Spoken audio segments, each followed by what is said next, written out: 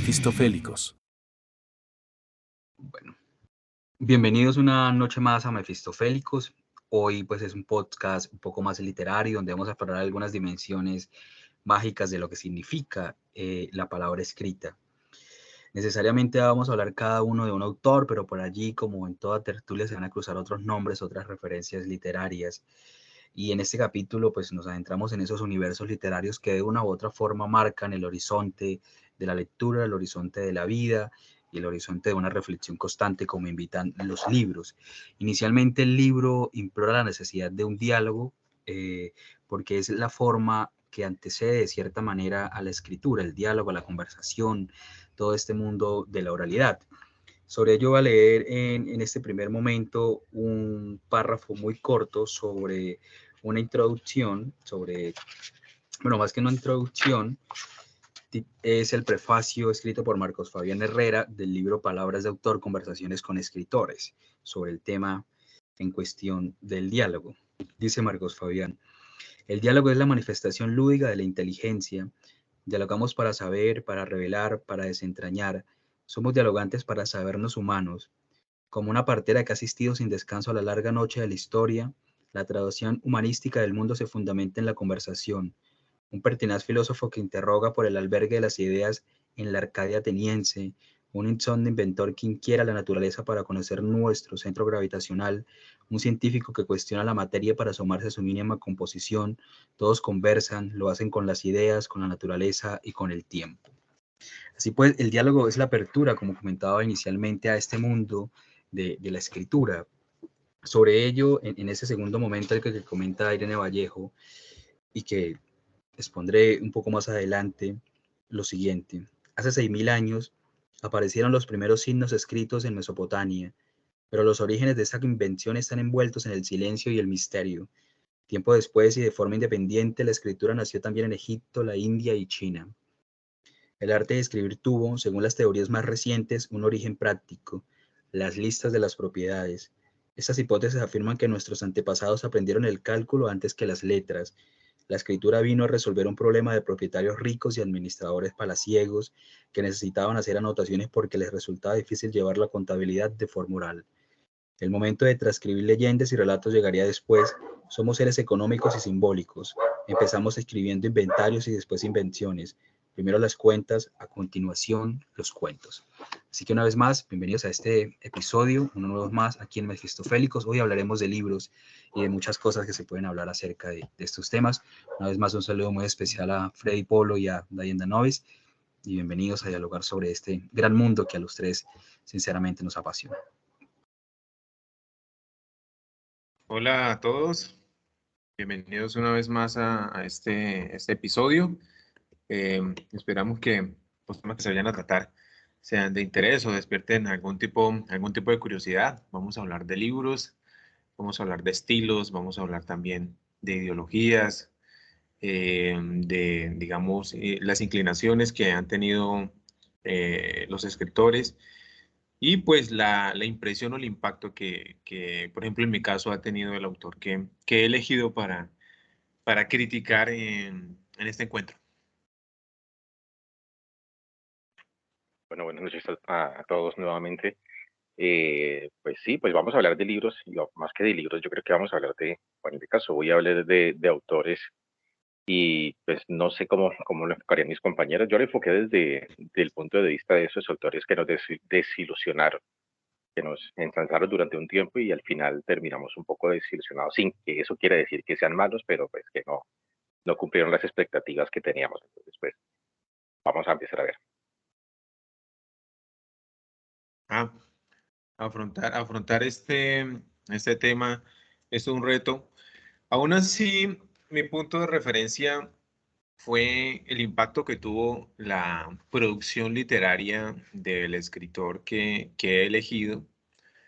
No me incliné por un escritor latinoamericano, me incliné por un escritor europeo, que debo decir que tuve la fortuna de conocerlo mientras estuvo en vida. Me dio clases en la universidad, entonces digamos que no solamente conocí su estilo literario, su ideología su pensamiento crítico, sino que también tuve la fortuna de conocer ese pensamiento expresado durante las lecciones magistrales que me dictó por allá. A finales del invierno del 2007 y hasta la primavera del 2008. ¿De quién estoy hablando? Estoy hablando es un filósofo, escritor, escribió muchísimo sobre filosofía, férreo defensor del catolicismo hasta el último que supe que lo defendió hasta el lecho de muerte. Sus textos son de naturaleza netamente filosófica y teológica. Fue tan, digamos, su impacto de sus textos fueron tan grandes en Italia, en España y en Francia, que fue uno de los que colaboró con la escritura de una encíclica de Karol Wojtyła, Fides et Ratio. Colaboró con la escritura de esta encíclica. Estoy hablando de Antonio Livi, quien fue un sacerdote italiano. Antonio Livi nació en Prato. Esto hace parte de la Toscana italiana, un poquito del norte. Nació el 25 de agosto de 1938 y fallece hace poco, solamente en el 2020, falleció en Roma el 2 de abril, defendiendo hasta los últimos segundos de su vida, según algunas entrevistas, la parte más tradicional, dogmática y de derecha que tiene el ala derechista que tiene la Iglesia Católica. Un gran escritor, escribió muchísimos libros y ensayos sobre filosofía teológica, y voy a empezar por esa parte. Bueno, Antonio Livi es teólogo y filósofo italiano, fue presbítero de la diócesis de Roma, y una de las características principales y que lo definieron muchísimo a él fue sobre todo su maestro.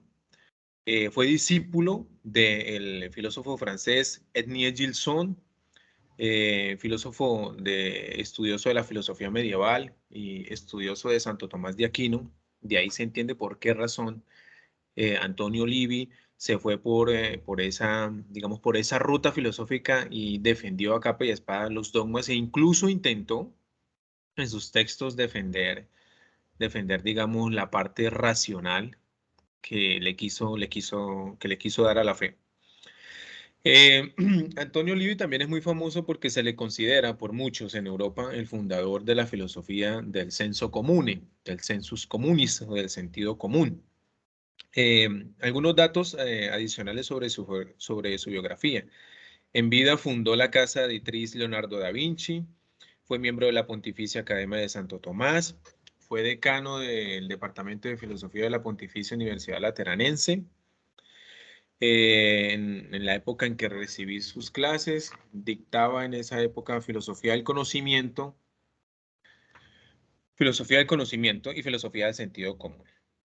Dentro de sus libros, bueno, se encuentran muchísimos, pero yo solamente tengo aquí consignados pues los que yo leí y en los que me basé, digamos,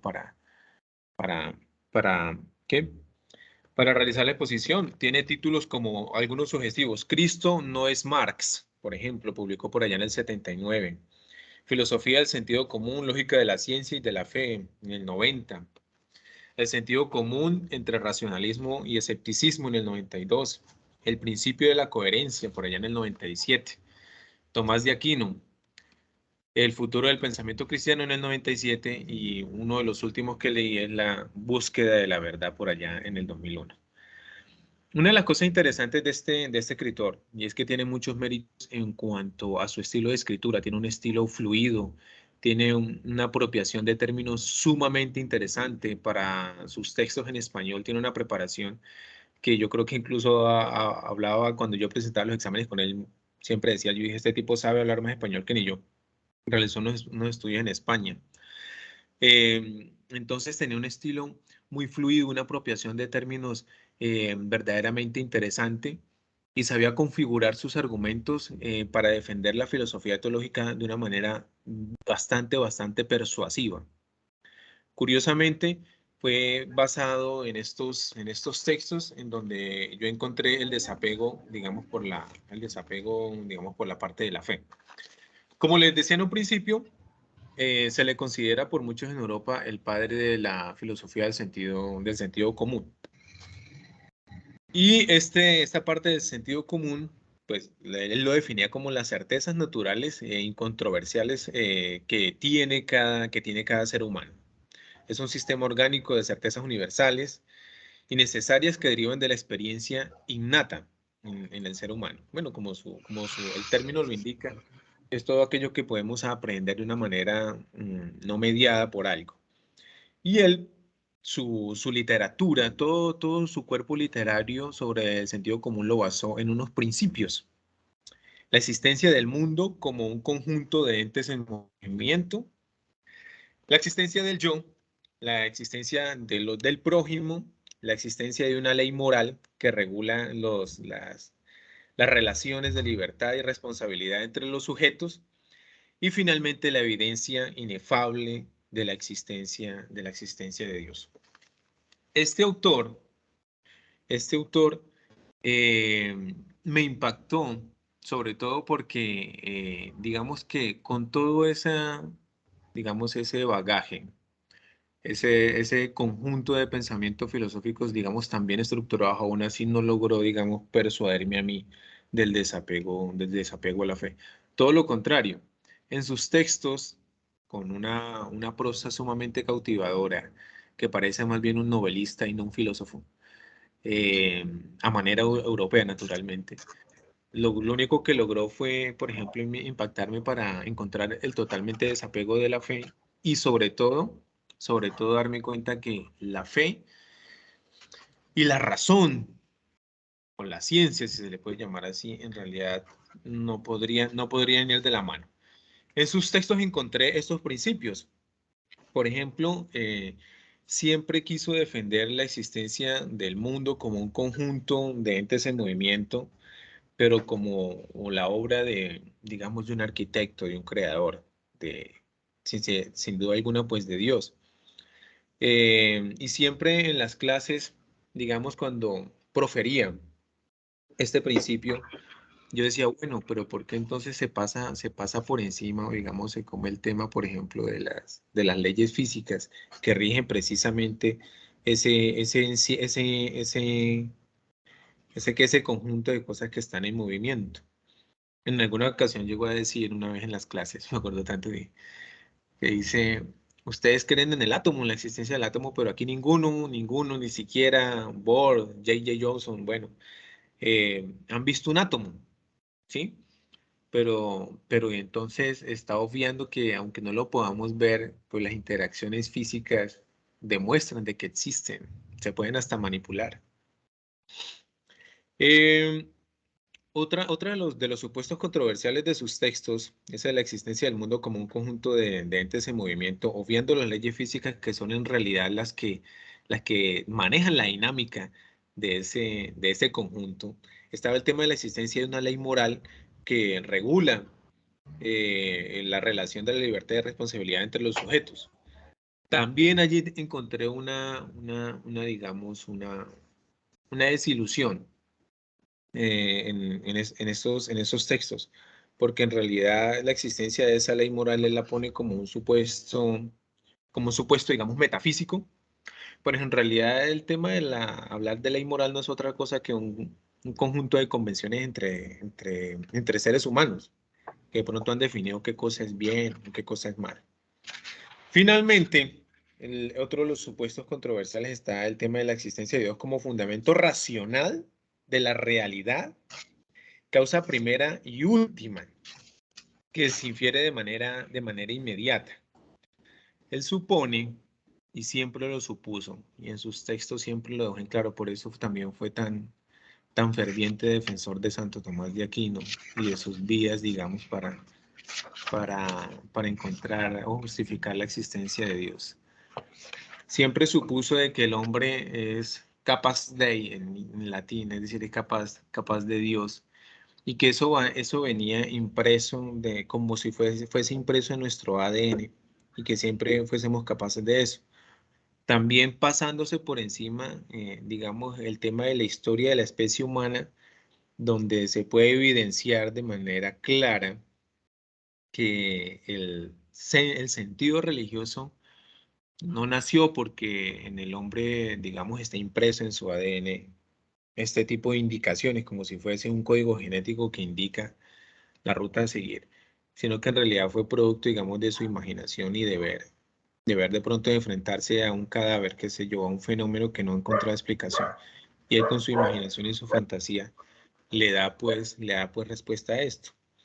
Pero para Antonio Olivi nunca fue así, nunca fue así. Eso fue lo que me impactó. Lo escogí precisamente porque sus textos, fuera de lograr el propósito que de pronto él siempre quiso lograr, persuadir a sus lectores de adherir, digamos, a la filosofía cristiana, pues en algunos de nosotros lo único que hizo fue, digamos, alejarnos, pues al darnos cuenta de que pues, la fe es algo que, aunque merece respeto, pues en realidad no tiene ningún tipo de fundamento racional, ningún tipo de fundamento de prueba que se pueda probar, que se pueda medir. Eh, entonces ahí, digamos, encontré como ese impacto que, digamos, generó en mí ese desapego y trazar una zanja entre la fe y la razón.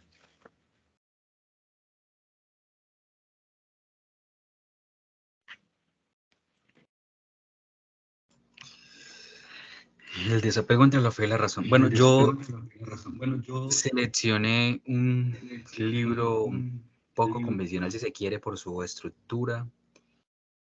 Estuve pensando entre los libros que leo para la academia, alguno de Nietzsche o lo que tanto he trillado en algunas otras conversaciones sobre Juan Rulfo, pero definitivamente me dejé llevar por este ensayo publicado especialmente por Ciruela, alrededor de 452 páginas, de Irene Vallejo, que titula El infinito en un junco, la invención de los libros en el mundo antiguo.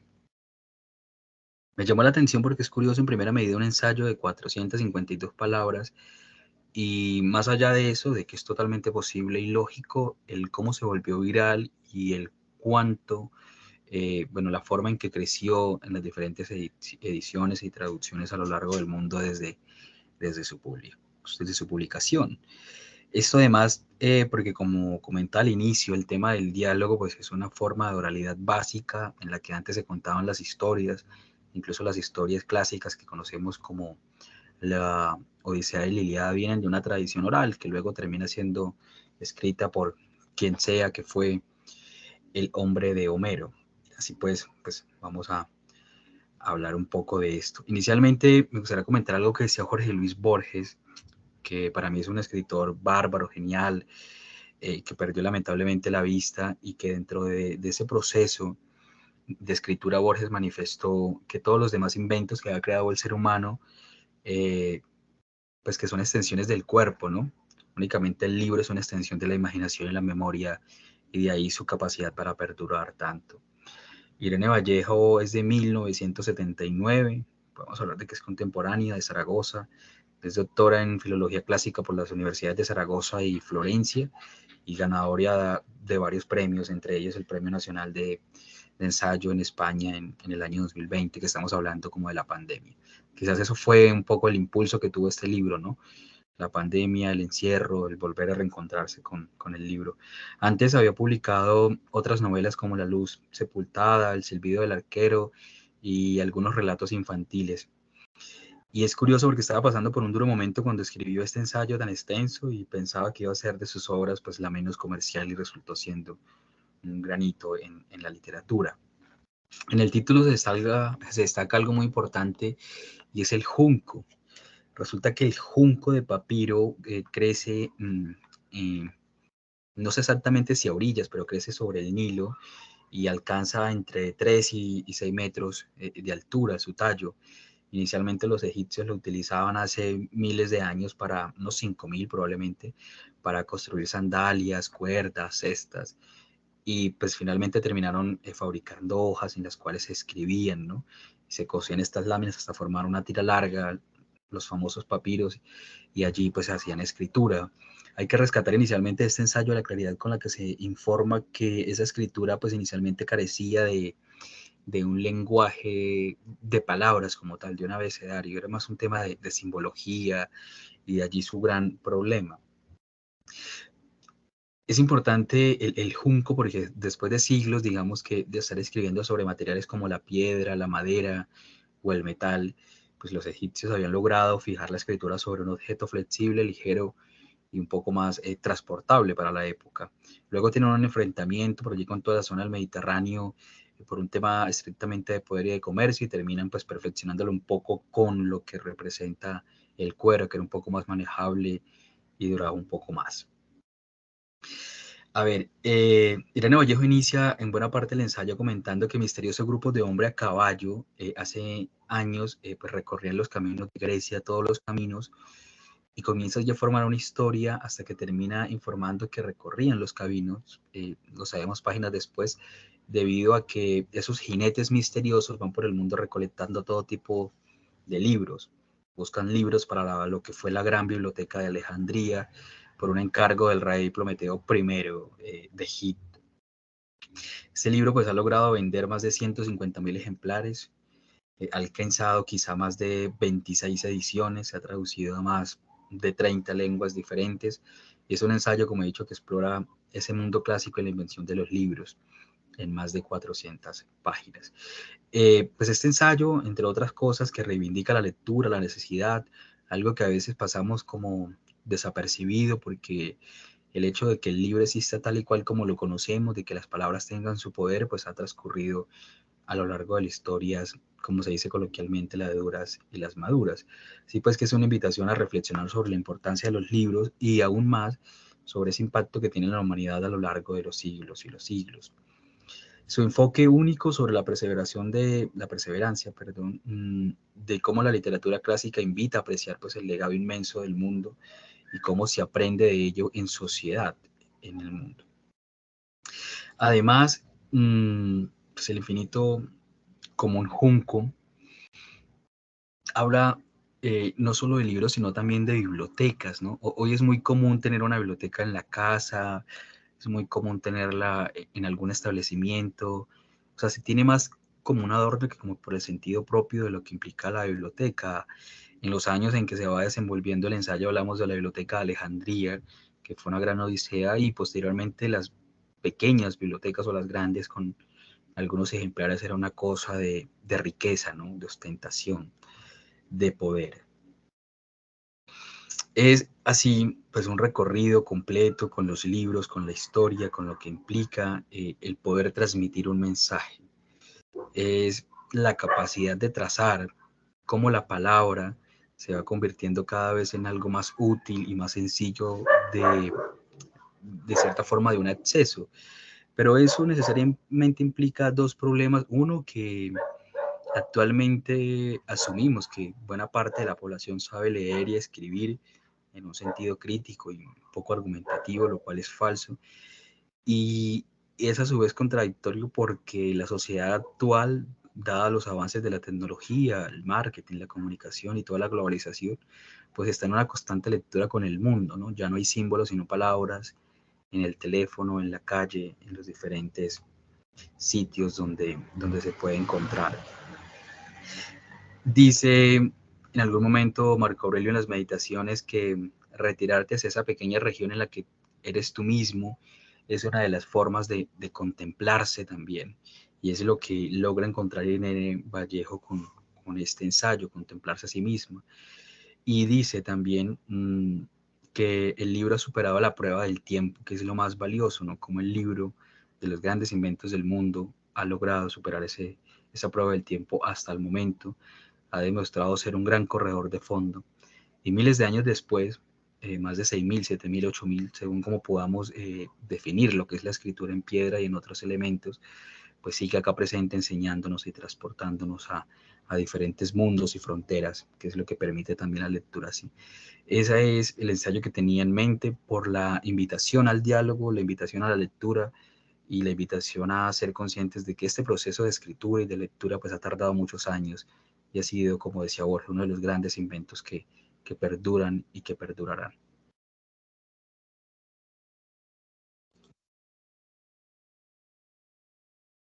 Bueno, pues yo por mi parte sí no estoy tan, no estoy tan profundo, no ando tan filosófico, pues la filosofía no es de mis ramas favoritas, o no sé mucho de filosofía. Y pues yo sí traje a colación un autor. Esto se puede parecer a los noticieros que primero muestran las noticias serias, después los deportes y por último la farándula.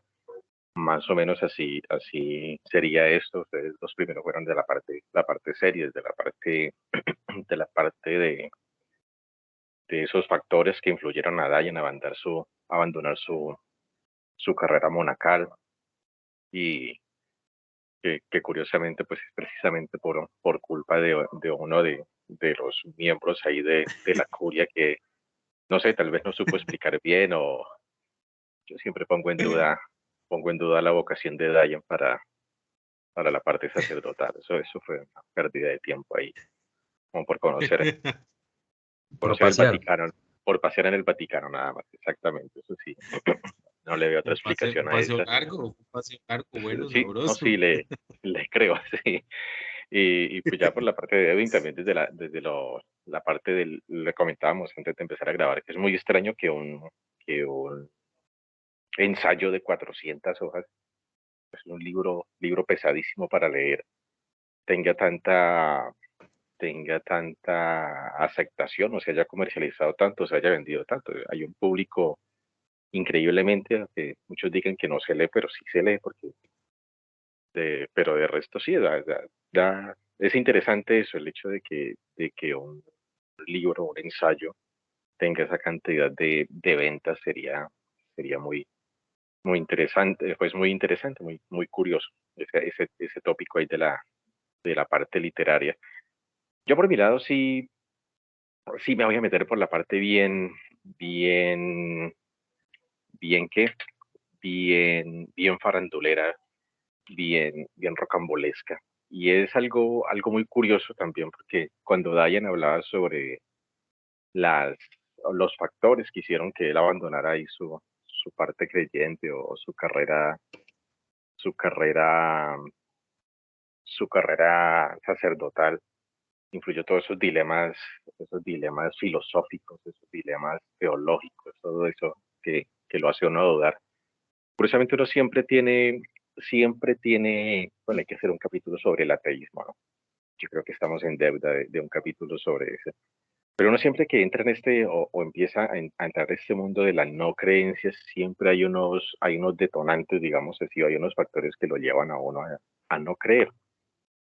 Hay unos que simplemente, hay gente que nunca ha estado interesada en este tema religioso y ni fu ni fa. Creen, pero pues no le tienen mayor relevancia a lo que esto conlleva. Otros simplemente por las partes de las conductas de los de las personas que forman el clero o la jerarquía de la iglesia correspondiente y muchas veces no corresponde con su discurso, pues simplemente se alejan de su parte, de esa parte de la creencia. Otros simplemente muchas veces por factores culturales, familiares, o porque su concepción de Dios y todo eso muchas veces no está acorde a las situaciones de la vida cotidiana, también tienden a alejarse un poquito de esta idea religiosa. Y otros, pues simplemente tenemos la parte de los libros. Dayan tendría ahí su postura ahí eh, de conocer algunos de los pensadores forman la base de lo que es la Iglesia Católica. Edwin, me imagino también, no sé, desconozco los motivos que lo llevarían digamos que, apartarse un poquito de lo que es la concepción religiosa normal. Y yo por mi parte, pues yo sí fui bien farandulero y uno cuando entra en esta etapa de la no creencia o de irse alejando un poquito de las doctrinas tradicionales, pues sí hay libros o sí hay autores que influyen en esto.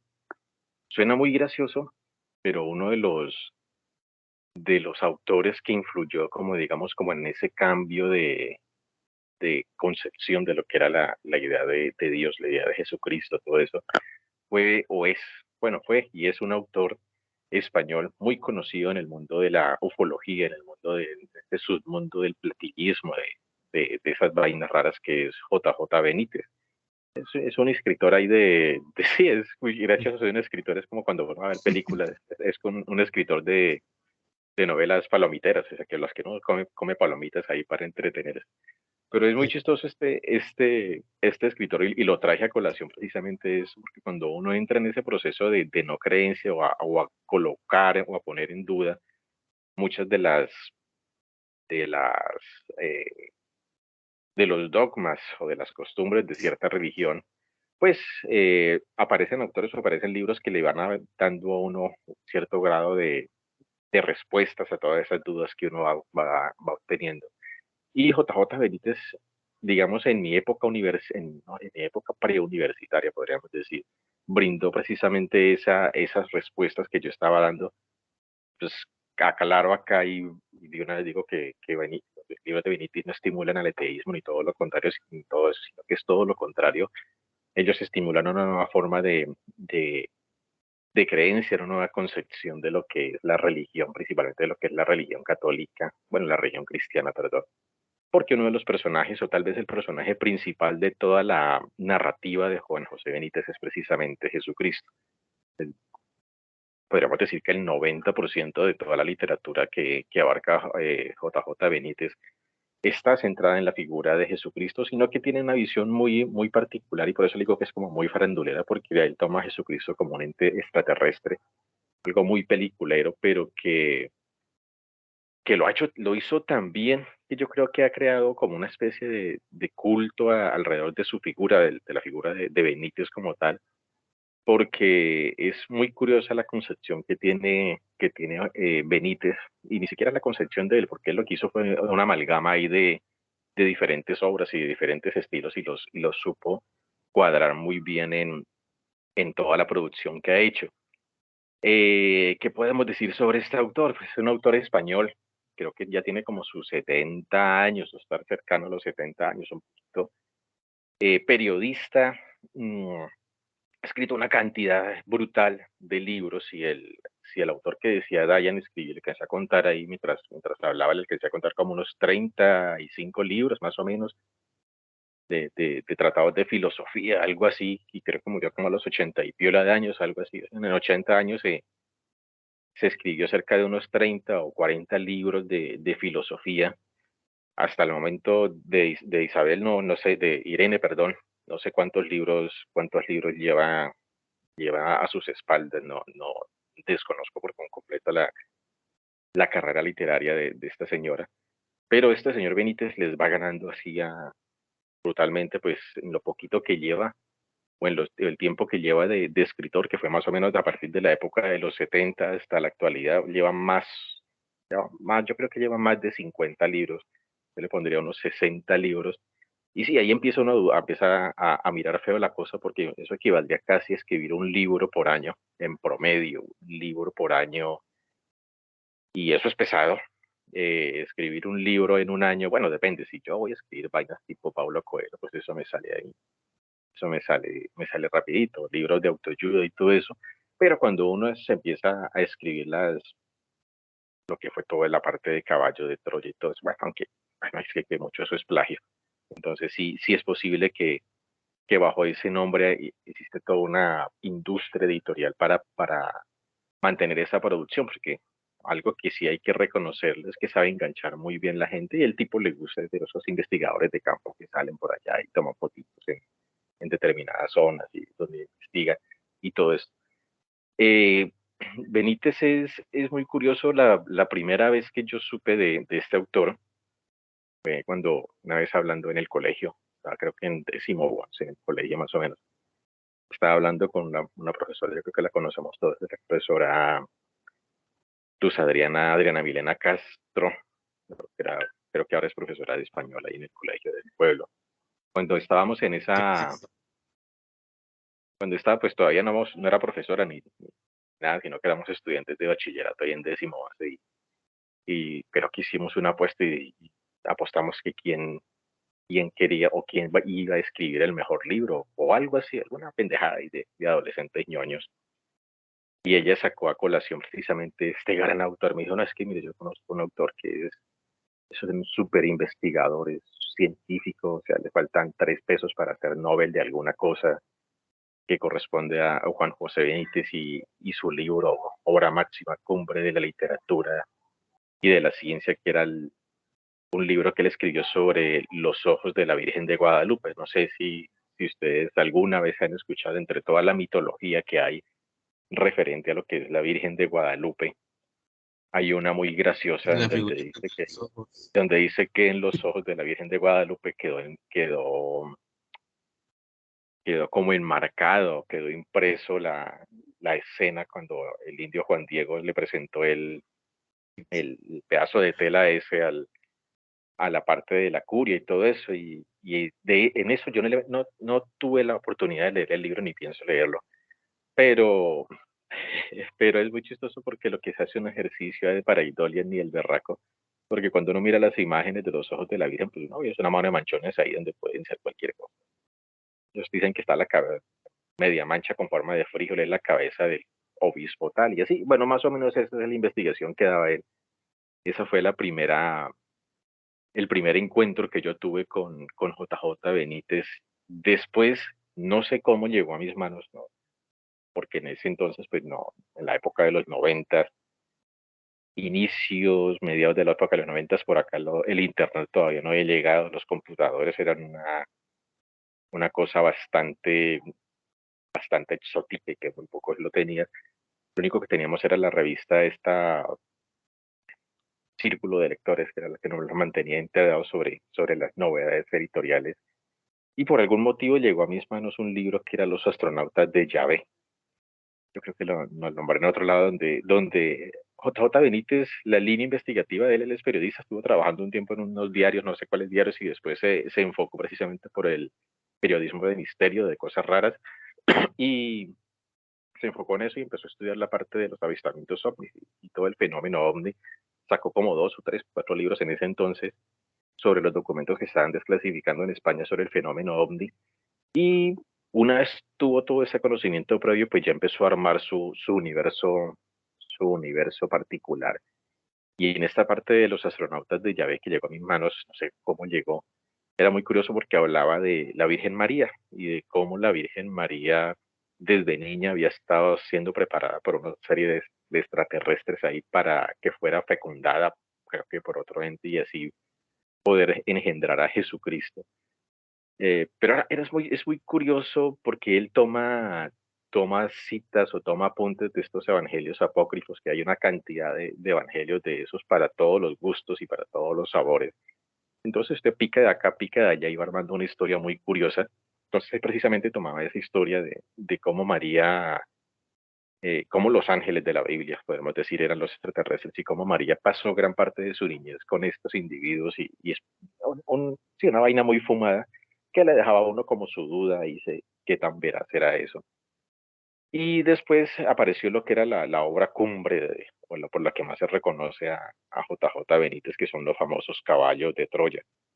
Creo que a la fecha, si mal no estoy, van en el caballo de Troya número 12, si no estoy mal. Creo que es 12 novelas de esta serie.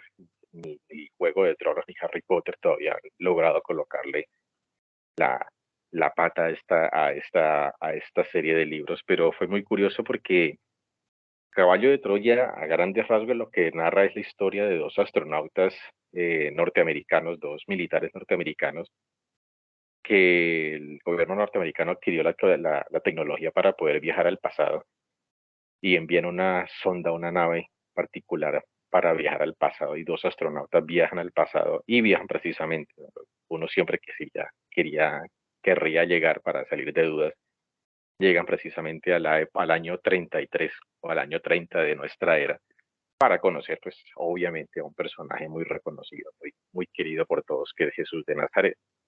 Entonces, eso es más o menos la historia de los caballos de Troya, todos los periplos que tuvieron este par de personajes y todas las relaciones que estuvieron ahí, porque van, vuelven y el resto de cosas muy curiosas. Cuando uno miraba en esta parte, en esta revista de Círculo de Lectores, siempre que miraba una entrega que aparecía un nuevo libro de eso, siempre me preguntaba, ¿pero de qué carajos tratará este libro? Como de Jesús, pero esas películas, de esos libros como muy religiosos son como, deben ser como aburridores, pero pues era como medio famoso. Y algo muy curioso cuando yo llegué a 11, cuando estaba en el colegio en 11, en grado 11, que teníamos que viajar todos los fines de semana a la capital a hacer un curso de sistemas, a aprender a manejar DOS. En ese momento era lo último en tecnología, el DOS. Pues uno salía del SENA, porque era en el SENA donde hacíamos ese curso, y uno salía del SENA y empezaba a vitrinear en el centro de la ciudad, porque mientras llegaba el carril lo recogía uno. Y en ese entonces pues había un almacén de cadena muy reconocida acá en la capital, que era Almacenes Jet. Y era el único almacén donde existía una vitrina con libros. O sea, estaba Almacén Jet y había otra librería por ahí, la Cartagena, al pie de la catedral, pero ahí uno no podía acceder nada, sino que algo muy semejante a lo que encuentran las librerías ahora en los centros comerciales. Y cuando uno pasaba por el Jet, que uno iba a comprar pan o simplemente a mirar, para dejar pasar el tiempo, tomarse un jugo, una cosa, pues uno bien aficionado a los libros, pues uno iba y revisaba los 10 o 15 libros o ejemplares que aparecían ahí en exposición, porque no era más, no se exponían más libros.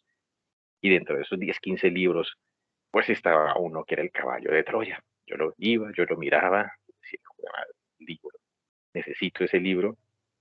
Si los libros son caros ahora, en ese tiempo pues seguían siendo caros y pues el gran problema de los libros es que todavía se considera como un artilugio, un elemento de lujo. Y pues obviamente yo soy uno que solamente tenía lo del transporte y a lo mucho lo de la merienda, no podía darse el lujo de tener un libro. Entonces, gracias a las buenas influencias y los buenos consejos de unos compañeros por ahí que estaban sacando cositas fuera debajo de cuerda del almacén, pues yo dije, bueno, si ellos sacan desodorantes o algo, pues yo voy a sacar un libro. Entonces, sí, gracias a la intercesión de Jesús y todo, acá me declaro culpable, pues simplemente cogí un día cualquiera, un sábado cualquiera, cogí el libro, lo metí entre las manos y salí. Salí sin pagar, obviamente me robé el libro de Almacenes Jet, me robé el caballo de Troya. No sé, a los que nos gustan los libros, yo creo que deben tener claro que es muy emocionante cuando uno tiene un libro nuevo. El hecho de coger un Sí, libro, sí, sí. tocarlo, es una experiencia muy Da interesante.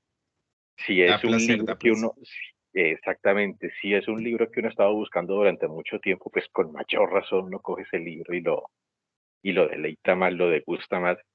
Y si es un libro y un tema que uno está buscando desde hace mucho y aparte es un libro robado, pues más emoción tiene el hecho de adquirir eso. Entonces, fue muy chistoso primero el hecho de salir indemne de ese atraco y ese almacén de cadena. Pasé la puerta, me volvió el alma al cuerpo. Y el hecho de llegar a la casa, porque en la ciudad no se podía leer, llegar a la casa y destapar el libro y leerlo, empezar a leerlo y ver de qué carajo era que trataba todo eso. Y hay que abonarle a este autor que tiene una forma, bueno, en ese entonces, ¿no? Yo ahorita ya no lo soporto, pero en ese entonces la forma de enganche para, para adquirir o para enganchar al lector era muy interesante. Ese libro era el Caballo de Troya 2, si no estoy mal. O sea, era el 2 o el 3, no recuerdo cuál de los tres era. Entonces tenía pendiente dos atrás, pero era muy graciosa la forma como él como enganchaba al lector, porque justamente en la mitad del libro había como unas 8 páginas pegadas, o sea, cosidas. Y antes de que uno por curiosidad fuera a destaparlos, decía, por favor, no destape estas hojas hasta no haber leído al menos la mitad del libro.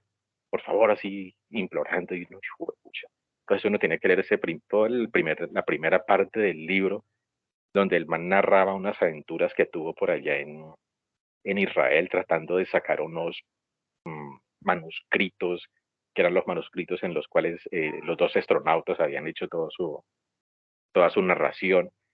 Y cómo o sea, la primera parte del libro era una trama detectivesca interesantísima, ¿no? Que le llamaba toda la atención. Y cuando por fin terminaba todo eso, no entraba la parte media a la mitad del libro. Los que no lo han leído, pues ni modo. Acá estoy haciendo spoiler. Pero cuando ya uno terminaba esa parte, hay un virus. Cuando ya uno entraba a esa parte del libro, pues cogí el cuchillito y cortaba qué gran sorpresa cuando uno miraba todo lo que aparecía ahí. Era todos los documentos, eran todas las fotos, era todo el recorrido, toda la parte de evidencia o testimonial de que todo lo que el tipo había hablado al principio del libro no era carreta o no se lo había inventado porque sí, sino que era efectivamente algo que había ocurrido en realidad. Entonces decía uno, madre, ¿cómo así? Esto no es una novela, sino que es una parte testimonial. Y la segunda parte pues ya correspondía a hablar directamente sobre los sucesos que narraban estos dos astronautas, militares que habían viajado al pasado.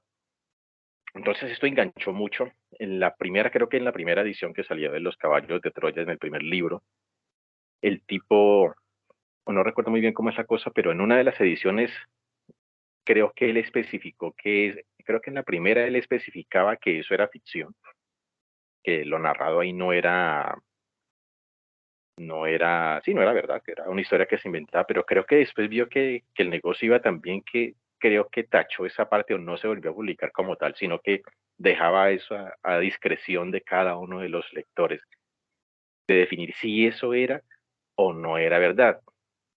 Una característica que tiene este libro, o esta serie de libros, es que meten una cantidad inmensa de datos técnicos. Allá usted lo embolatan con terminología técnica, con terminología científica, con terminología histórica, biológica, médica.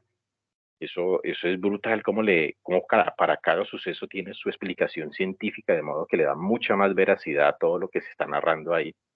Y otro algo muy curioso de esto es que cambia completamente el enfoque que uno tenía de lo que era Jesucristo, ¿no? La iglesia siempre le vende a Jesucristo como lo que dicen lo poquito que dicen de los evangelios oficiales. Entonces, queda lo que es la visión de los evangelios oficiales y queda la visión de lo que se inventan los curas cuando dan el sermón, que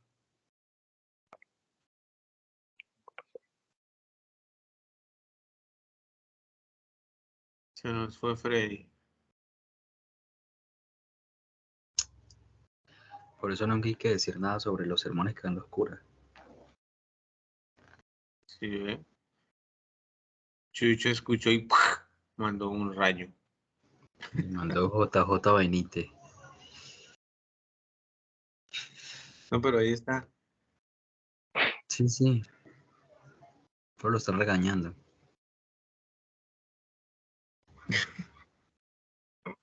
Yo Irene Vallejo, yo había escuchado, bueno, llegó Freddy. Sí. es que el internet claro, es una porquería cada rato, ¿no? Publicidad política. Publicidad política muy Sí. miserable. Entonces, ¿de qué iba eso? Entonces comentaba que esta parte de la concepción que tenía uno de Jesucristo es muy particular, porque es lo que lee uno, que es muy poco, y es la visión que tienen todos los sacerdotes, que son los que finalmente se encargan de interpretar eso, y la visión de Jesucristo es una visión muy corta, muy idealizada, o sea, colocan muy alto, entra muchas veces en una de esas, me acuerda mucho del nombre los que han leído El nombre de la rosa, una parte del libro donde habla sobre que estos monjes están discutiendo si Jesús en algún momento había reído o no había reído, o sea, unas digresión ahí filosóficas absurdas por esa misma forma en que ellos han vendido la idea de Jesús. Este tipo con estos libros lo que hizo fue brindarle una visión completamente humana a este personaje.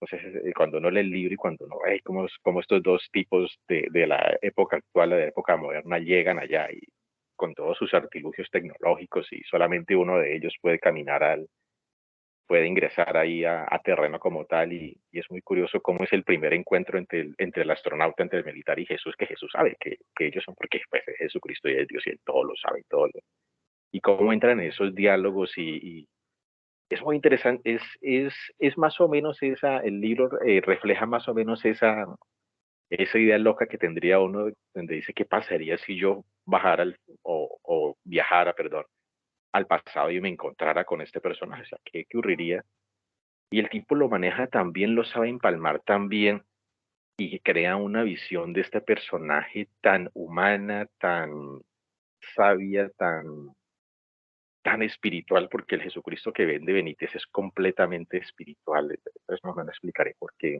es esto. Que uno queda boquiabierto. Hay una parte donde redefine el Padre Nuestro, que se gasta como 3 hojas ahí redefiniéndolo, y uno dice, uff, ni en las mejores misas de gallo del obispo queda uno como tan extasiado con esa interpretación que hace del Padre Nuestro, porque el tipo hace un enfoque muy, muy espiritual sobre esta visión y sobre el mensaje de lo que es Jesucristo. Por eso digo que Benítez no estimula el ateísmo en absoluto, sino que crea una nueva versión, una nueva visión de la parte de la creencia. ¿Y por qué decía que esto hacía parte de ese distinto, de esas distintas etapas de no creer? Porque simplemente ayuda a romper lo que tenía, la visión que tenía uno religiosa de este personaje, que es Jesucristo, que es la parte central ahí del cristianismo. Le rompe completamente esa, ese monopolio que tenía la Iglesia Católica sobre esto, y le vende a uno otro Jesucristo mucho más diferente, mucho más moderno, mucho más nueva era, mucho más progre ahí para las nuevas generaciones, donde es mejor, mejor y más digerible, más práctico. Entonces, eso ayuda a romper uno con los estándares que ya había establecidos, y en cierta medida le permite ampliar un poquito más su mente en cuanto al campo religioso. Bueno, hasta aquí pues uno diría pues chévere, ¿no? Que haya otra visión de Jesucristo, otra vuelta ahí de todo eso. El problema es que pues mucha gente se queda ahí porque hay una cantidad de fans de este tipo brutal, una, que creo que hace poco estuvo en Colombia y le estuvieron entrevistando, y es maestro por acá, maestro por allá, y le rinden verdaderamente un culto como si fuera García Márquez o una superestrella literaria, que sin, obviamente el tipo es una superestrella literaria. De esos 50 libros se venden como pan caliente. La serie de Caballo tiene 12 títulos porque se ha vendido de manera brutal, pues hasta tal punto de que un chino parroquiano por allá en Colombia, en las estribaciones de una montaña, tuvo la osadía de robarse un libro de esos para saber de qué trataba. Pues eso indica que ha tenido un muy buen marketing literario. Entonces, ¿por qué por qué me decepcioné de este personaje? Durante un tiempo fui fiel seguidor de Benítez. Hay que aclarar que yo sí me creí que todo eso era verdad, ¿no? El tipo pues nunca escribió si eso era verdad o no era verdad, pero entre toda la parafernaria técnica, entre toda la parafernaria cientificista, entre toda la parafernaria histórica y entre toda la parafernaria teosófica o espiritual, usted lee y usted dice, este man no está diciendo mentiras. Hay partes del libro donde él dice que él va y visita las tumbas de los dos astronautas. O sea, el man dice que las tumbas de los dos astronautas están en tal parte del cementerio allá creo que en Washington, bajo la sombra de un árbol de un níspero. O sea, da señales precisas de dónde está la tumba de estos personajes, que no son personajes ficticios, sino que son personajes reales. Entonces el man arma su historia, que después con todo este escándalo, porque mucha gente efectivamente nos creímos todo ese cuento, que por suerte algunos salimos de ese cuento, por desgracia muchas personas siguen ahí metidas en ese cuento. Cuando yo ya estaba trabajando como médico en un pueblito acá del departamento, nos pusimos a hablar con la médica que estaba de turno ese día también, nos pusimos a hablar y salió a colación este tema. Y efectivamente ella también eran las personas que había leído, y cuando le dije, no, pero lástima que todo eso sea falso, no, ¿cómo así que eso es falso? No, si eso es verdad, si bla, bla, bla, bla. O sea, muchas personas efectivamente piensan que todo lo que se narra ahí es verdad. ¿Y, y por qué se dice que no era verdad todo eso? Pues por desgracia lo que hizo este man fue plagiar así vulgarmente, de la forma más ruin y descarada, otros libros. Eh, Hay un libro mucho mejor que El caballo de Troya de JJ Benítez, que se llama La rebelión de Lucifer. Es muy, muy interesante, donde explica cómo se formó el universo, de dónde sale la raza humana, de quién era Jesucristo. O sea, lo enmarca en una historia también medio detectivesca, que cuando yo lo leí yo también quedé, pero eso fue la apoteosis. Era como, no sé, como le encontré sentido a mi vida con esos libros. Y después cuando uno empieza a revisar y, pucha, ese libro es una fusilada así descarada y brutal de otro libro muy famoso que se llama el libro de Urantia. Bueno, para los que no están metidos en este mundo de la ufología y de las cosas raras, pues el libro de Urantia, no tendrán mucha idea de lo que estoy hablando, pero el libro de Urantia es un libro que se escribió por allá a principios del siglo XX. En teoría es un libro revelado, o sea, que lo dictaron unos ángeles a unos tipos ahí en la Tierra y es un libro bastante fumado, o sea, eso empieza a explicar quién es Dios, qué es el diablo, qué es el universo, cómo está dividido el universo, quién es el príncipe del universo, de dónde viene el hombre, cuántas razas de hombre hubo, de humanidades hubo. Es completamente, es muy interesante para leer, es muy curioso para leer, da una visión filosófica también muy interesante, da una visión de cómo se originó la vida en la Tierra muy interesante también. Obviamente, todo está enfocado, todo está enmarcado dentro de los conocimientos de la época, pero aún para la época fue un libro muy adelantado. Pues todavía muchas personas lo consideran como una revelación, o sea, consideran que lo que aparece en el libro de Urantia no es mentira, sino que efectivamente es una revelación, muy parecido a lo que es la Biblia, o sea, la equiparan a una Biblia moderna, una Biblia contemporánea. Ustedes van y revisan todos estos grupos de personas que tienen cierta carrera paranormal o de esos tipos, de esas tipos, ellos están aquí, que hacen todos esos reportajes chafos ahí de avistamientos y de posesiones y todo eso. Y muchos de ellos son creyentes de esto, porque en determinada forma se crea como una pseudo religión o una pseudo cisma creyente o cristiano a partir de este libro. Entonces lo que hizo Benítez fue fusilar el libro de Durantia, lo fusiló en la rebelión de Lucifer, lo fusiló de manera descarada.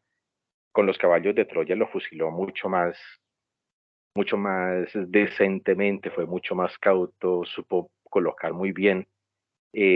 También sacó toda la parte de los artilugios tecnológicos y toda esa parte de la parte tecnológica y científica la sacó de otro caso muy reconocido dentro del mundo de la ufología, que es el caso de Humo. Para los que no tienen idea de eso, el caso de Humo, pues es un caso de contacto extraterrestre que se dio en España, creo que en la década de los 70. Y era muy curioso, Humo ha tenido mucha relevancia en el mundo de la ufología a nivel mundial, porque a diferencia de los otros casos donde los extraterrestres lo único que dicen es que ámense los unos con los otros y cuiden la naturaleza y tengan cuidado con las armas atómicas y todos vamos a evolucionar y toda esa chichada. Lo que tiene particular Humo es la cantidad de información tecnológica, técnica que daban los extraterrestres. Entonces, una vez tuve una discusión, no, una discusión, digamos que yo siempre hago en Facebook, cuando me pongo a pelear con la gente desconocida, que es lo que se llama un debate, le dice uno cuando está peleando, para que suene bonito, cuando uno se pone a pelear en Facebook, lo llama debate. Entonces tenía un debate con un tipo que era un ingeniero, creo que era ingeniero electrónico, si no estoy mal, o eléctrico, no, donde el tipo era fiel creyente de todo lo que era Humo y de la parte científica que él decía, pero sí, se enojaba cuando uno le decía que eso era pura carreta porque les va a sonar extraño, pero el método que tenían los extraterrestres para comunicarse con los humanos era a través de cartas hechas o escritas a máquina. Entonces los extraterrestres en su nave, ellos, sí, entonces, o creo que telepáticamente, o las enviaban por correo. Entonces estaba el contactado y al contactado le llegaba su carta y su mamotreto así escrito por los extraterrestres donde especificaban todas las cosas tecnológicas. Eso sí, se gastaban unos términos tecnológicos bastante precisos, explicaban cómo funcionaba de todo, hasta transitores, cómo funcionaban las máquinas, o sea, algo muy técnico. Y lo que hizo Benítez fue coger las cartas de Humo y fusilarlas y meterlas junto con el libro de Urantia y completó con otras tres cositas que fue los libros estos del Mar Muerto, de los pergaminos estos que se encontraron, le mezcló con ciertos evangelios apócrifos y creo que le mezcló otros libros por ahí. O sea, lo que ha hecho Benítez es ser un muy buen plagiador. Sabe plagiar. O sea, si uno necesita un trabajo de grado, una tesis, se la plagia uno de manera magistral, porque el tipo plagia muy bien se le reconoce eso, que sabe plagiar muy bien las cosas, que a veces sí se zafa en datos técnicos, en datos científicos, en datos históricos, pero entre todo ese océano de datos que le bota, pues muchas veces esos pasan ya desapercibidos. El tipo al final ya el man está en un punto donde no va a discutir con nadie, donde no va a complicar con nadie. Cuando le dicen que los datos que está dando son falsos, él literalmente manda a la mierda a la ciencia, dice que la ciencia vale mierda. Eh, Le vale huevo todo, o sea, si le dicen que está diciendo mentiras, que no sé qué, eso es la famosa élite, como diría la vicepresidenta, que no dejan ver la luz o cada quien quiere lo que quiere. Bueno, en fin, ya le vale huevo todo, le vale absolutamente huevo todo. Entonces, cuando uno leía esos libros, cuando uno solamente lee esos libros, pues uno se embabulle ahí en ese tema y se los cree toditos. Pero cuando yo no empiezo a leer la contraparte, la crítica que él le hace y me da cuenta de toda esa cantidad de errores, tanto históricos como científicos, errores literarios, porque plagiar libros así de esa forma tan descarada, creo, si no estoy mal, que durante un tiempo en Estados Unidos no podía publicar Los Caballos de Troya porque se considera literalmente como un plagio, y el libro Durante pues es de Estados Unidos, con la Fundación Durante y todo eso. Entonces, así muchas veces en entrevistas, a regañadientes, le toca decir que sí, que él tomó unos daticos de allá y otros daticos de acá, y cuando le preguntan si efectivamente Caballo de Troya, eso no es verdad, pues dice que sí, pero que no, pero el tipo sabe, pues le vale huevo, lo que le importa es vender. Entonces sabe que entre más brecha o más espacio de a la duda, pues más seguidores tiene. La primera persona que se compre un Caballo de Troya, un libro de Benítez y caiga en su trama, se va a comprar los otros 12. Yo después del robo del Caballo de Troya número 3, creo que era ese. Sí, después fui y me compré el Caballo de Troya número 2. Después me prestaron el Caballo de Troya número 1. Creo que volví y me conseguí el Caballo de Troya número 4, pero ya después no lo soporté. O sea, ya le noté ese tufillo pseudo, de ese nuevo hipismo esotérico que está tan de moda, y toda esa parte del plagio. Entonces no pude continuar después del quinto Caballo de Troya, ya para mí fue infumable. Y ahorita tomo un libro de esos y me resulta insoportable. No he vuelto a leer a Benítez, no le encuentro ya ningún tipo de interés por leerlo, porque tanto ya desde su punto de vista literario ya me resulta un poco harto, y desde el punto de vista de lo que vende, ya siempre vende lo mismo. Que día en una feria del libro que hubo por acá cerca, justamente vi uno de las, es que el man es tan fraudulento, que él tenía su canal de televisión y hay unos videos muy famosos, los que les gustan, los que son bien, bien conspiranoicos, y dicen que el hombre nunca llegó a la luna, o que si él fue a la luna y encontró algo. Hay uno de los videos más famosos de unas supuestas astronautas que llegaron a la luna en una misión diferente y encontraron una serie de ruinas. Ese video lo pagó, podemos decir, lo mandó a hacer JJ Benítez a un estudio, ya cuando salió como primicia mundial. Uno sí veía ese video y uno, esto está como chafo, como que esos astronautas están como, no sé, están como que se le están saliendo las costuras al traje. No me cuadra ese traje de astronautas, pero el tipo durante un tiempo vendió ese video como pruebas verídicas de que habían encontrado ruinas alienígenas en la luna. Entonces, más o menos de ese calibre es este autor. Vende a la mamá por libros, es capaz de inventarse cualquier historia, cualquier cosa absurda, él la vende, la sabe vender muy bien, sabe vender muy, muy bien las mentiras. Y el hecho es que si se considerara simplemente como un escritor de ciencia ficción, pues uno diría bien. Pero muchas veces lo que hace él es venderse, ni siquiera se vende como escritor, él se vende es como investigador y como periodista. Y todo lo que produce lo vende como producto de sus distintas investigaciones y de sus distintas actividades como periodista, siempre dejando pie a que la gente entre en dudas si entre aquello es verdad o no es verdad. O sea, la típica forma de pensar o de actuar de un estafador, ¿no?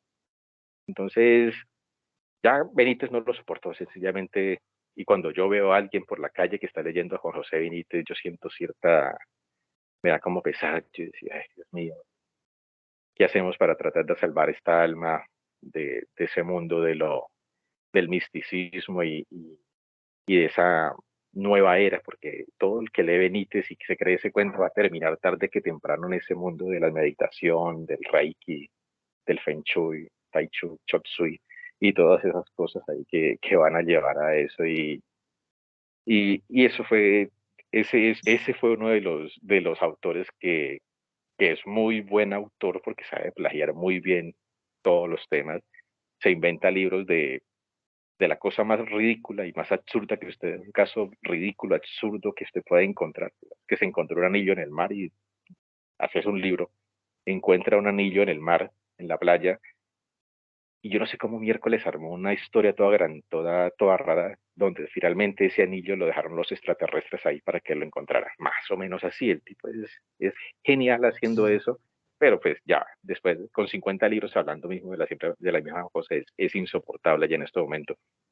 Digamos que por desgracia, como dicen en las películas, el que el héroe que no muere prontamente se transformará en villano. Así más o menos le pasó a JJ Benítez. Tuvo un punto muy bueno, digamos, dentro de su carrera literaria, dentro de su carrera investigativa, pero digamos que ya después saturó todo con su ideología barata y ya es infumable, ya no da. Por desgracia, todavía hay mucha gente que le sigue y le cree. No es tanto seguirlo, porque no puede seguir todo eso y leer toda esa vaina, sino que crea que toda esta palafernaria que él monta es, es verdadera. Qué lástima que no fuera verdadera. Si algún día lo leen y ven así ese Jesús todo hippie que él vendía, todo profesor bacaneado, chévere, es una lástima que si yo tuviera una máquina del tiempo y viajara por allá a la Palestina del siglo XX y me encontrara con Jesús, posiblemente me encontrara con un rabino radical ahí, infumable, insoportable. No el tipo, la divinidad que vende este man, porque vende otra visión igual muy peliculera y muy buen renta, muy bien, muy rentable de este personaje. Hay que, o sea, el tema de los libros, el tema de la literatura, o sea, se presta para tantas cosas.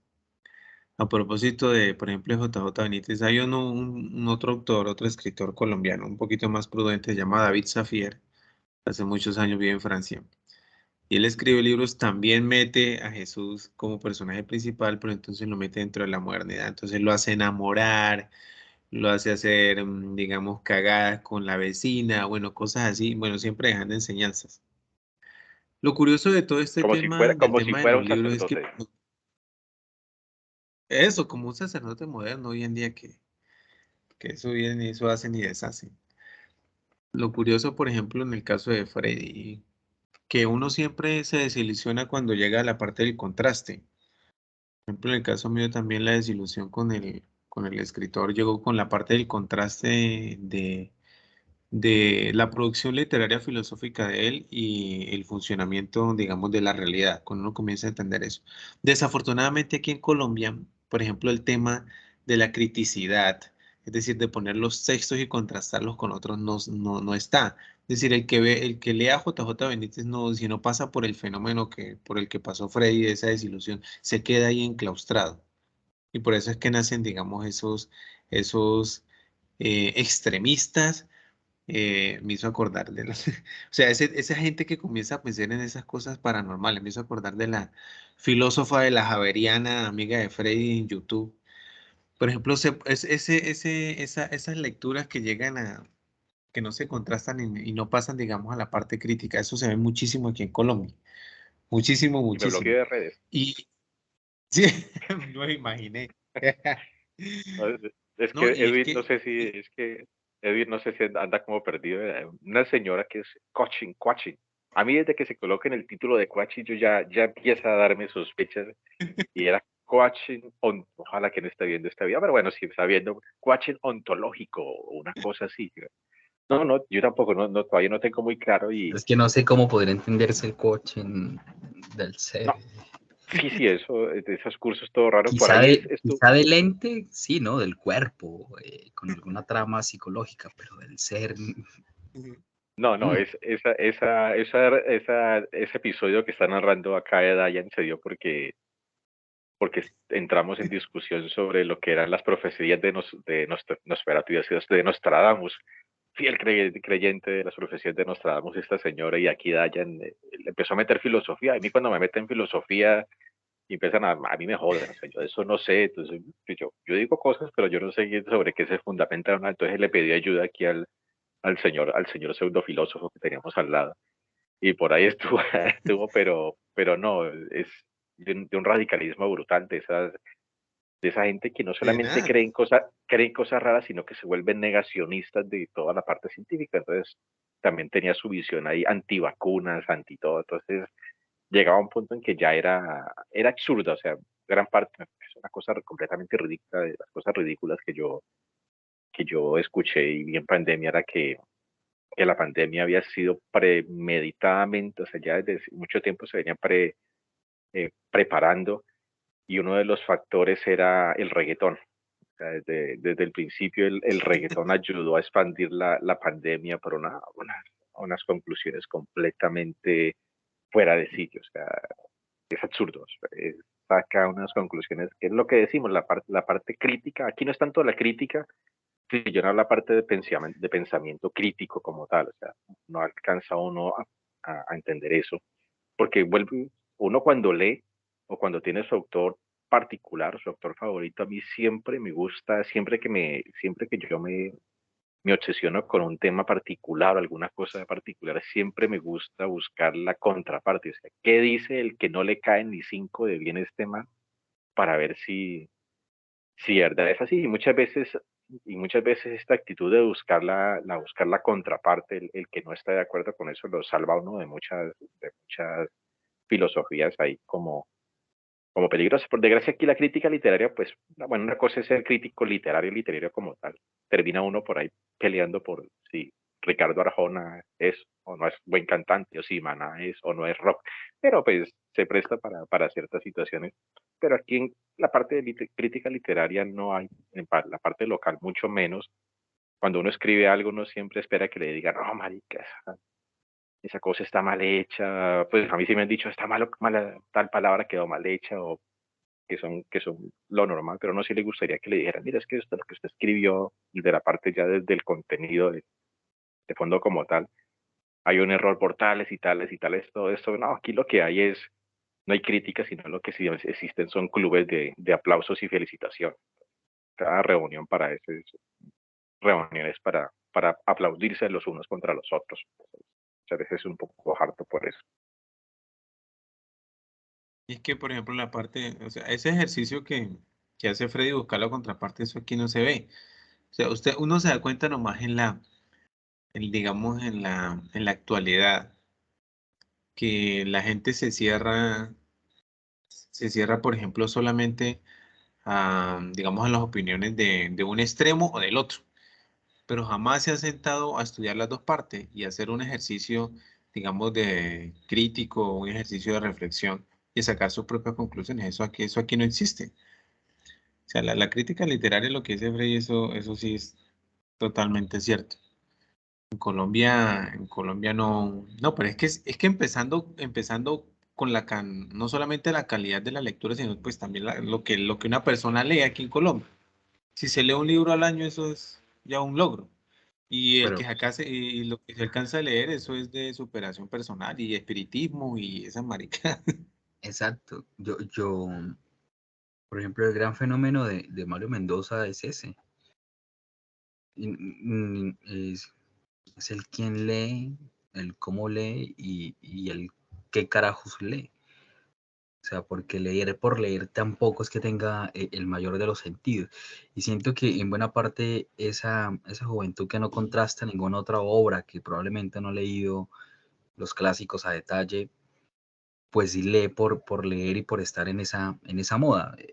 A Mario Mendoza le gusta eso, pero es una moda. Leer su obra y todo su proceso es una moda, especialmente de la capital, ¿no? es como una identificación de que yo leo y leo a ese autor. Con relación a los contrastes, fíjense que la universidad ha optado por unos cursos bastante blandengues donde se enfocan en un filósofo que es también, pues puede ser un bestseller, un man ahí más comerciante que divulgador, como le dice Byung-Chul Han. Hombre, el man tiene unos muy buenos textos, hay que reconocerlo, especialmente cuando hace las interpretaciones de Heidegger y algunos temas así muy, muy filosóficos, pero de ahí en adelante la producción a la que se ha dedicado no es otra cosa que comercio, no cosas sobre enfermedades, etcétera, etcétera.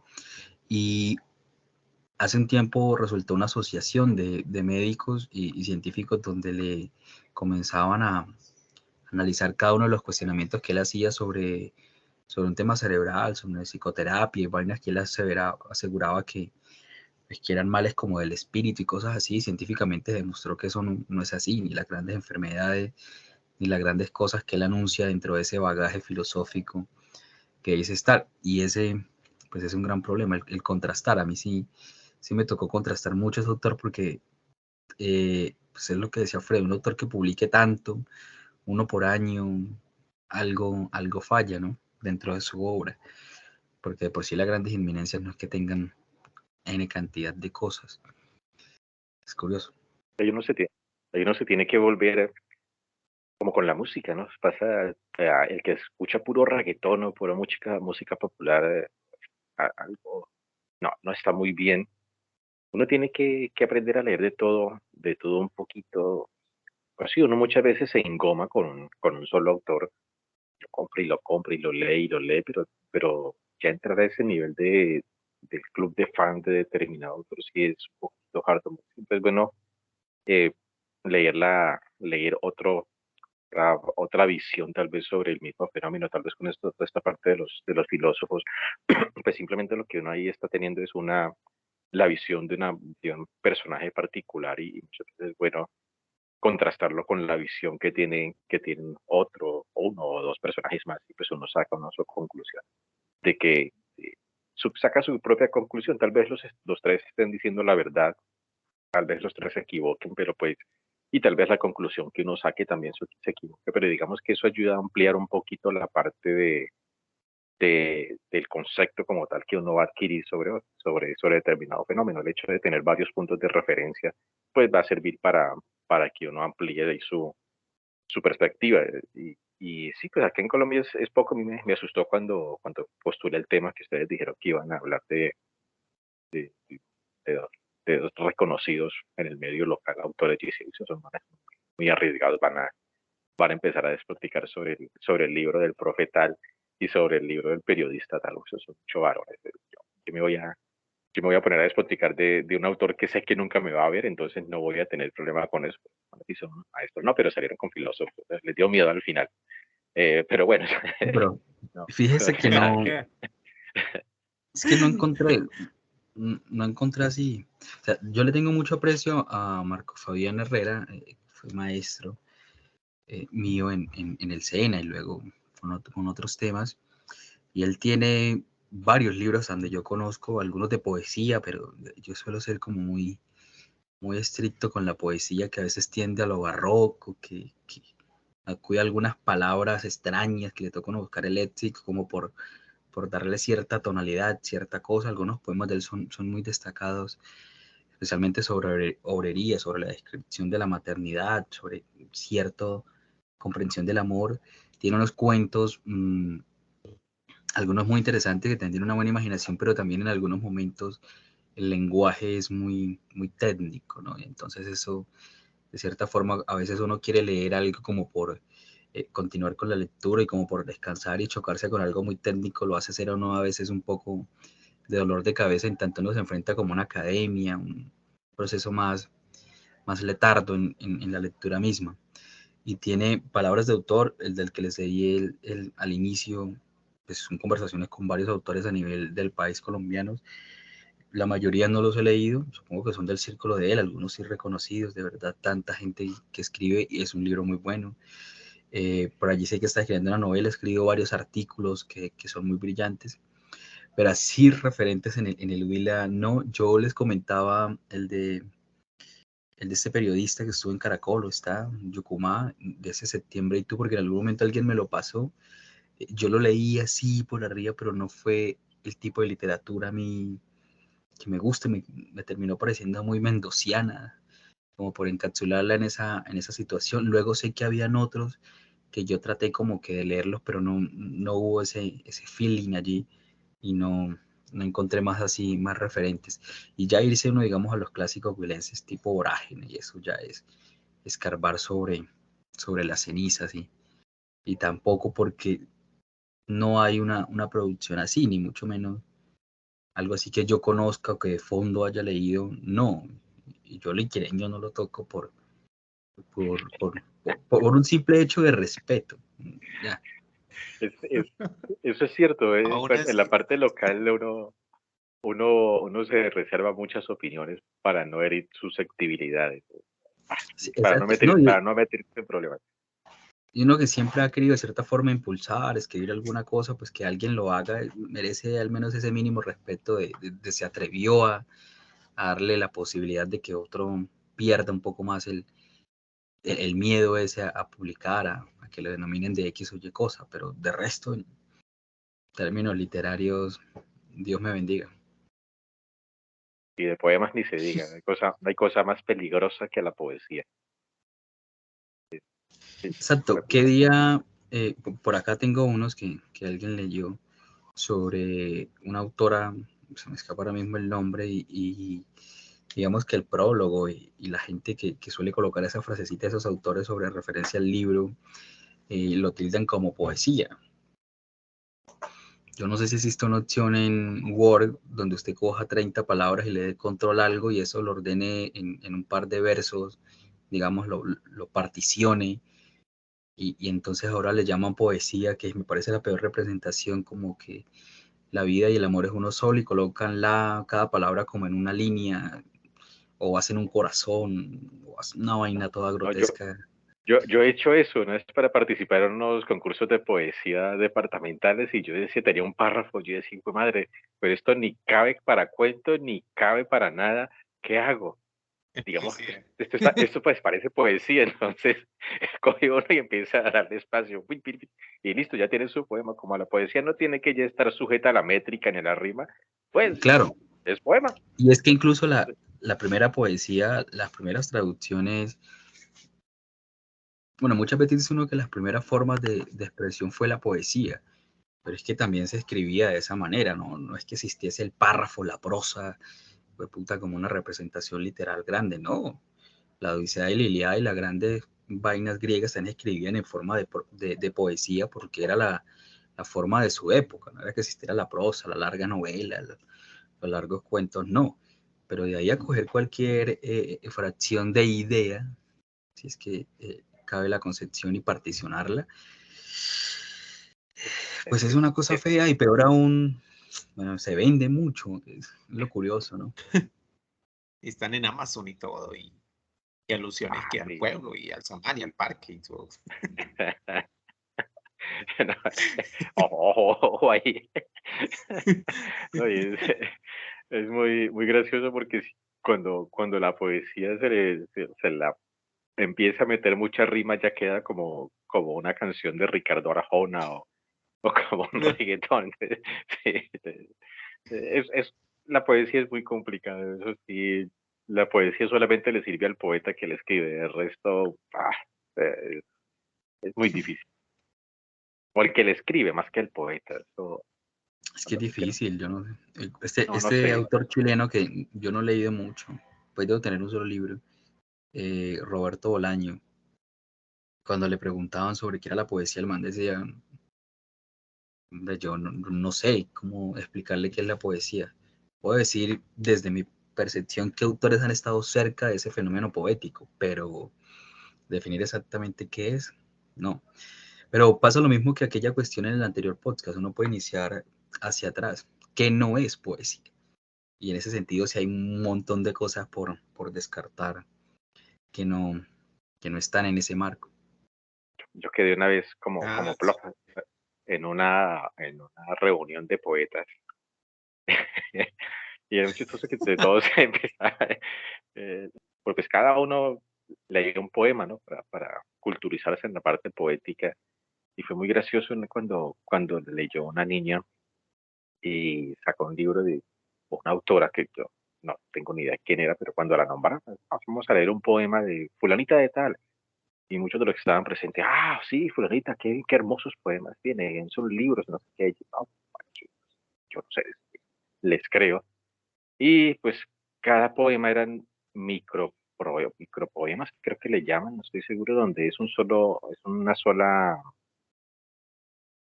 ¿qué? ¿Cómo se me olvidó? El párrafo no es, porque ni siquiera es un párrafo, es una sola, no es ni una estrofa, es una sola sílaba. Entonces, del cielo cayó una rosa y se mojó, ¡pum! Ya. Entonces, más o menos así, era una sola línea, el poema era una sola línea, y todo el libro, pues, la verdad era que todo el libro era así, del cielo para allá. Y terminó de leer y, sí, bravo, bravo, bravo, bravo. Bueno, pues eso es la poesía. Yo lo poquito que me acuerdo cuando yo estaba en el colegio, cuando nos dieron las clases de literatura y sobre la poesía y sobre el boom latinoamericano y todas esas nuevas corrientes poéticas que salieron, que yo me puse muy, muy alternativo en ese momento y empecé a escribir en círculos para dejarme como seguir ahí por el ritmo de la literatura del boom latinoamericano. Qué problema tan berraco para entenderme después cuando trataba de estudiar lo que yo escribí en círculos. Y sí, cuando la profesora nos hablaba de que el arte por el arte, o la poesía por la poesía, y que muchas veces la poesía ni siquiera tenía sentido y todo eso, es que ese es el problema de la poesía, se presta para todo, o sea,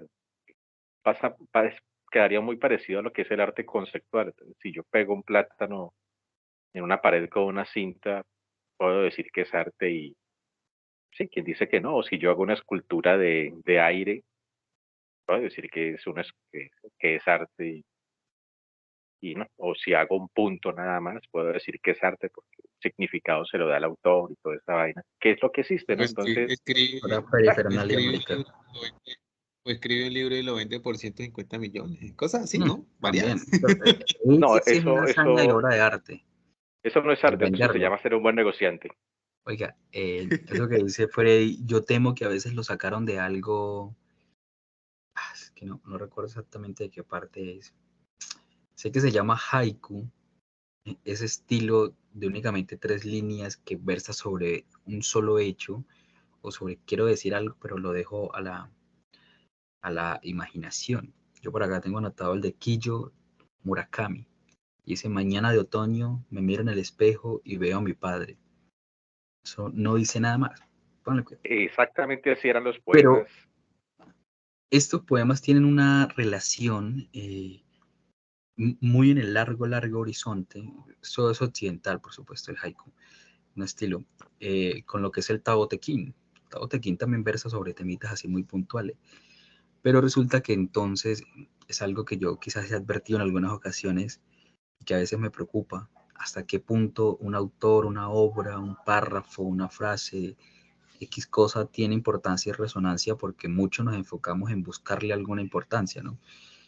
Algún día un autor dijo una cosa y nos pusimos a reflexionar sobre ello y hicimos 50 tratados cuando el autor no quiso decir eso o eso le salió literalmente de las entrañas, ¿no?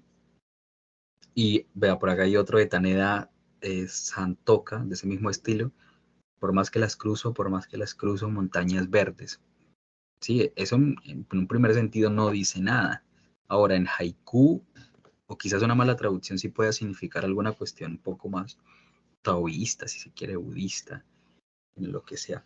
Pero esa poesía, digamos, que hace uno que reflexione un poco, o esa forma que no es tan palpable, a veces sí me llama la atención.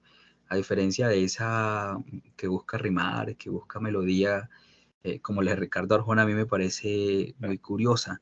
Y yo tengo grabado una porque siento que en algún momento lo escuché cuando ese de me tomo un café con tu ausencia, un café con la ausencia, o le enciendo un cigarro a la nostalgia, le doy un beso en el cuello a tu espacio vacío y comienza ahí a jugar con una cosa rara que no tiene, digamos, relación y que cae en lo que muchos poetas, si se quiere decir, en el uso de la metáfora simple y muy simplona, ¿no? Como que comparo X cosa con X cosa y ya, y realmente no estoy tan solo, ¿y quién te dijo que te fuiste? Dijo Arjona. Y suena bonito y se enamora Es- uno. sí. ¿No? Estoy hablando de que hay Chop Suey.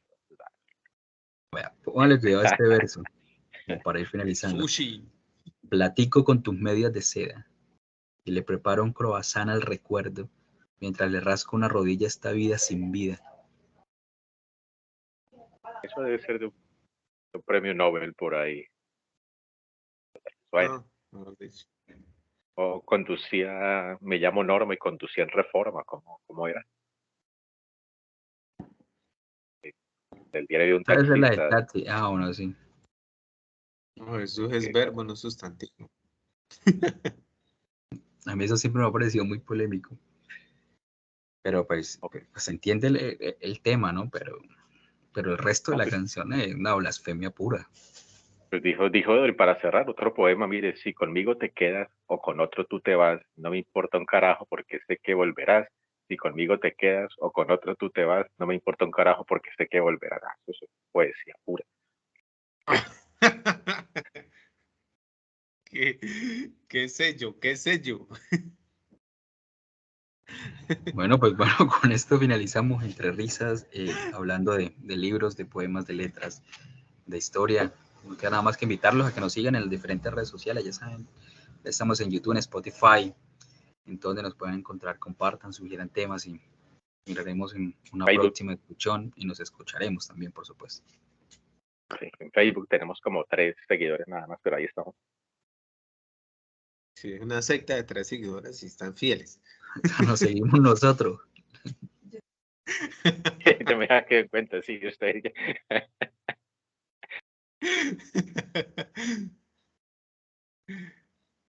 Bueno, Listo. listo, a finalizar esta historia.